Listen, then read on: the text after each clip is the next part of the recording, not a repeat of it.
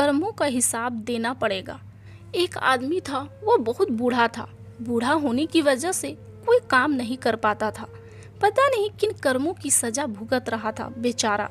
अपनी जीविका को चलाने के लिए घर घर जाकर भीख मांगकर अपना गुजारा करने पर मजबूर था। भिखारी रोज एक दरवाजे पर जाता और जब घर का मालिक बाहर आता हो तो उसे बहुत गंदी गंदी गालियां देता। वह बोलता, मर जाओ, काम क्यों नहीं करते, जीवन भर भीख मांगते रहोगे। हमने क्या यहाँ पैसों का पेड़ लगा कर रखा है या खैरात बांट रहे हैं जो चले आते हो। कभी कभी गुस्से में धकेल भी देता। भिखारी बस इतना ही कहता, ईश्वर तुम्हारे पापों को क्षमा करे। सेठ बड़ी गुस्से में था, शायद व्यापार में घाटा हुआ था। उसी समय भिखारी भीख मांगने आ गया। सेठ ने एक पत्थर उठाकर भिखारी को मार दिया। भिखारी के सिर से खून बहने लगा। फिर भी उसने कहा, ईश्वर तुम्हारे पापों को क्षमा करे, और वहां से जाने लगा। मालिक का थोड़ा गुस्सा कम हुआ तो सोचने लगा, मैंने उसे पत्थर से भी मारा, उसने बस दुआ दी। इसके पीछे क्या रहस्य है? जरूर इसके जीवन में कुछ तो घटना हुई है, जानना पड़ेगा। इतना सोचते सोचते वह भिखारी के पीछे चलने लगा। भिखारी जहाँ भी जाता सेठ उसके पीछे जाता।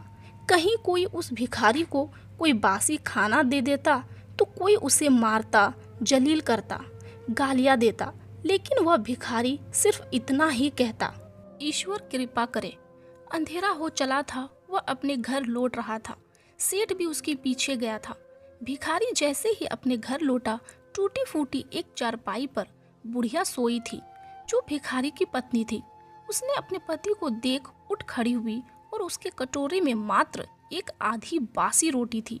उसे देखते ही बुढ़िया बोली, बस इतना ही और कुछ नहीं, और आपका सिर कैसे फूट गया? भिखारी बोला, हाँ बस इतना ही, किसी ने कुछ नहीं दिया, सब ने गालियाँ दी, पत्थर मारे, इसीलिए सर फूट गया। फिर भिखारी ने कहा, सब अपने ही पापों का परिणाम है।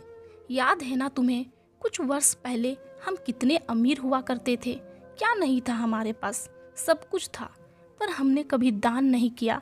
याद है तुम्हें वह अंधा भिखारी? यह सुनकर बुढ़िया के आंखों में आंसू आ गए थे और उसने कहा, हाँ, कैसे हम अंधे भिखारी का मजाक उड़ाते थे, कैसे उसे रोटियों की जगह खाली कागज रख देते थे, कैसे हम उसे जलील करते थे, कैसे हम उसे कभी कभी मार और धकेल देते थे। बुढ़िया ने कहा, हाँ सब याद है मुझे, मैंने भी उसे राह नहीं दिखाई और घर के बने नाले में गिरा दिया था। जब भी वह रोटियां मांगता मैंने उसे गालियां दी। एक बार तो उसको उसका कटोरा फेंक दिया था। और वह अंधा भिखारी हमेशा कहता था, तुम्हारे पापों का हिसाब ईश्वर करेंगे। उस भिखारी की बद्दुआ और हाय हमें ले डूबी। फिर उस भिखारी ने कहा, मैं किसी को बद्दुआ नहीं देता, चाहे मेरे साथ कितनी भी ज्यादती क्यों नहीं हो जाए। मेरे मुंह पर हमेशा दुआ रहती है, क्योंकि अब मैं नहीं चाहता कि कोई और इतने बुरे दिन देखे। जिसने भी मेरे साथ अन्याय किया है उसको भी दुआ देता हूँ, क्योंकि उनको मालूम ही नहीं क्या वह पाप क्या कर रहे हैं, जो सीधा ईश्वर देख रहा है। जैसे हमने भुगती है कोई और ना भुगते। इसीलिए मेरे दिल से बस अपना हाल देख बस दुआ ही निकलती है। सेठ सिर्फ चुपके चुपके बस सब सुन रहा था। उसे अब सारी बात समझ आ गई थी।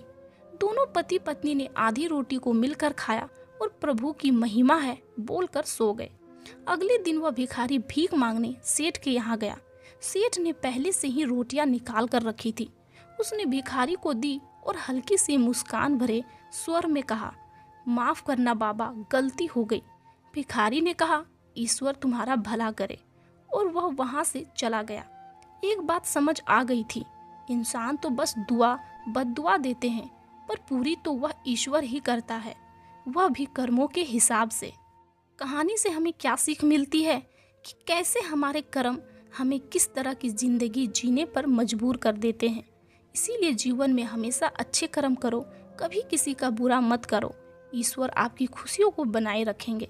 दोस्तों, यह छोटी सी वीडियो अगर आपके दिल को छू गई होगी तो इस चैनल को आप सब्सक्राइब और इस वीडियो को लाइक जरूर करेंगे।